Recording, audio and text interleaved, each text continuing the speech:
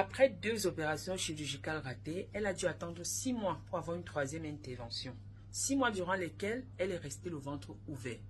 Nous sommes allés à la rencontre de cette dame qui a vaincu la mort. Oui, vous l'avez très bien compris, elle est passée de la mort à la vie. Dame Jessica a accepté notre invitation. Écoutons son histoire. Bonjour Jessica. Bonjour Kilo Fighter. Merci d'avoir accepté notre invitation. Je vous en prie. Je vous trouve très belle, rayonnante. Merci beaucoup. On rend gloire à Dieu. Amen. Alors, êtes-vous prête à nous raconter votre histoire? Ah oui, je suis très prête. Nous vous écoutons. Ma vie a basculé en 2022, août 2022.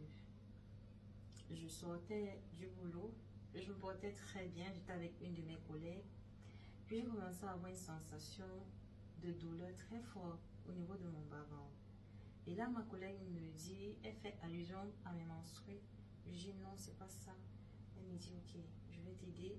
Elle allait en pharmacie m'acheter des calmants en fait. Je les ai consommés. Des calmants? Oui. Okay. Je les ai consommés.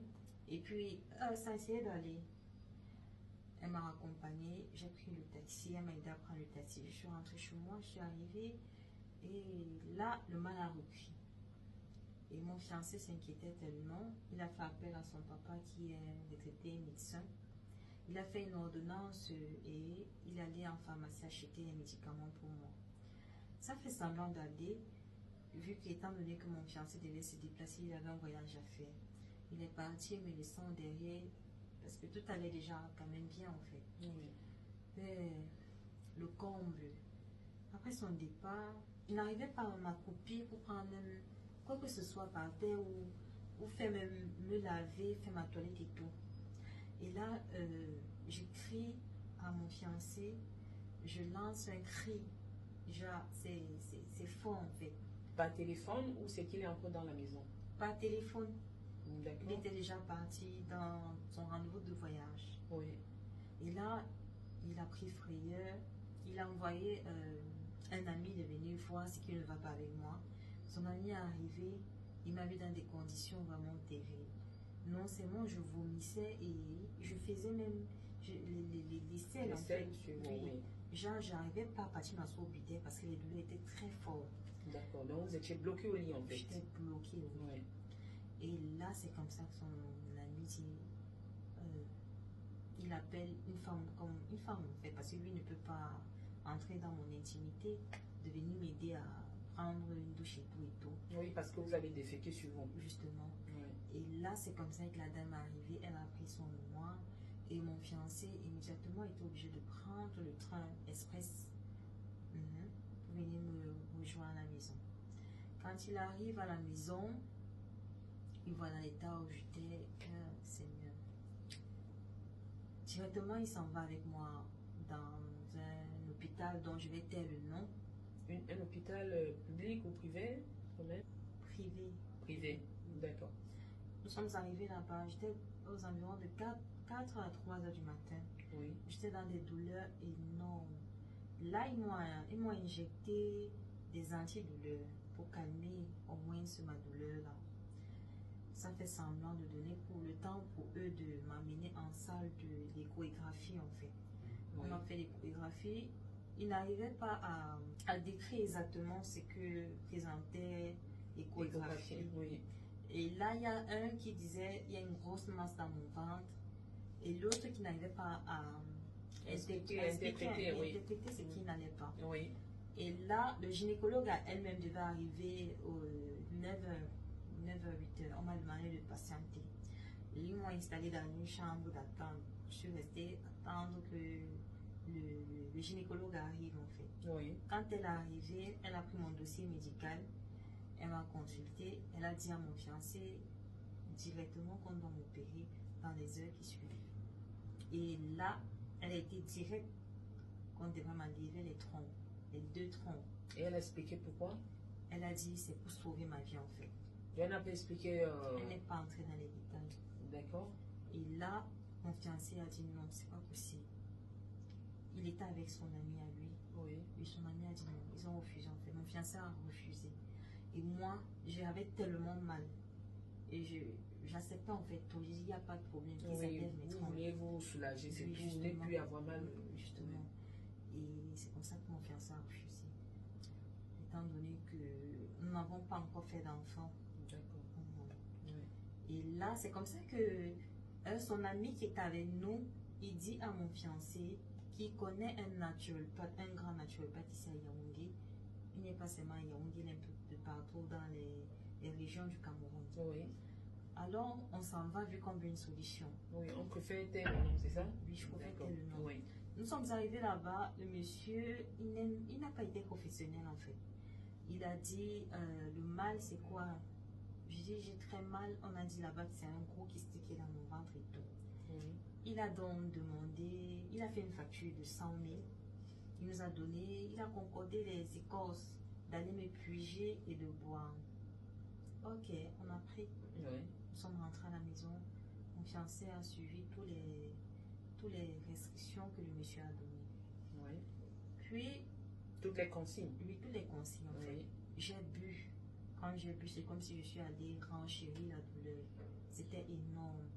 Je vomissais, je faisais de la diarrhée. Tout était bizarre en fait. Et ça m'a brûlé la gorge. Ça m'a bien brûlé la gorge. Ça a augmenté plutôt le mal. Ça fait l'effet inverse. Et puis, je ne dormais pas. J'ai pris ça, j'ai consommé ça pendant 3 jours. Je ne dormais pas. Mon fiancé a appelé sa maman. Parce que de base, je suis orpheline de père et de mère. Oui. Mon fiancé a appelé sa maman. Il a essayé d'expliquer. Et sa maman aussi. Et sa maman aussi est dans le corps médical, mais retraitée. D'accord. Donc les deux parents sont dans le corps médical, mais retraités. Oui. Et là où sa maman dit d'arrêter de consommer ces écorces qu'on nous a données de ce naturopathe-là. Oui. Puis j'ai arrêté. Le mal s'empirait. Nous sommes donc partis à l'hôpital. On arrive dans une clinique dont je vous fais tel le nom de cette clinique. C'est une deuxième structure de santé. Oui, une deuxième. Nous sommes arrivés là-bas. Le prometteur de lieu, il est gynécologue de base. Oui. Il m'a vu dans un état vraiment inexplicable parce que ça n'allait pas. Il m'a installé dans une salle pour me consulter. Il a pris les seringues. Il a fait une ponction en fait. Il a extrait.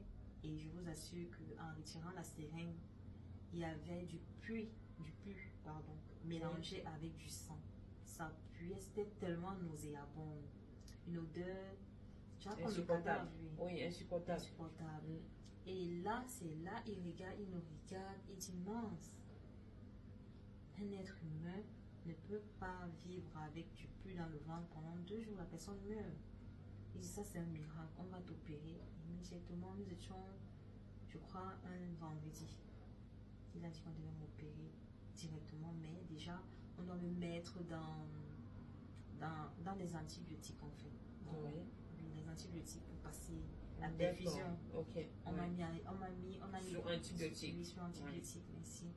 Et là, c'est comme ça que lundi, il a fait appel à ses chirurgiens. Nous étions, je crois, un vendredi. Ils m'ont mis sur antibiotiques, en perfusion en antibiotiques. Oui. Lundi est arrivé, ils sont venus, ils ont dit à mon fiancé, et ma belle-maman est montée, elle est venue parce qu'elle ne réside pas ici à Yaoundé. Elle a quitté le village, elle est venue pour Yaoundé. Et elle a signé ce qu'il fallait.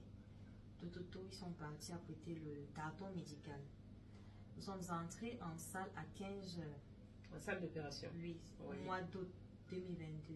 Oui. Oui, je ne me rappelle plus exactement de la date, mais c'était en août 2022. Nous sommes rentrés au bloc à 15 h. Il y a eu tellement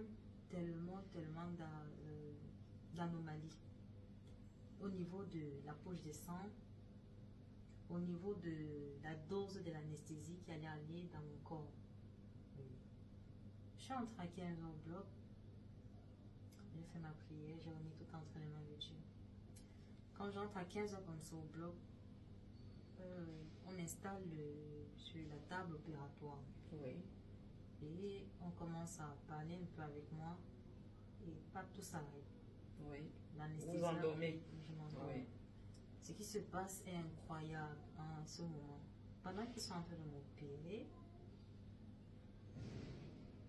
l'anesthésie finit de mon corps. L'effet d'anesthésie finit alors que l'opération n'est pas achevée. N'est pas achevé. Oui.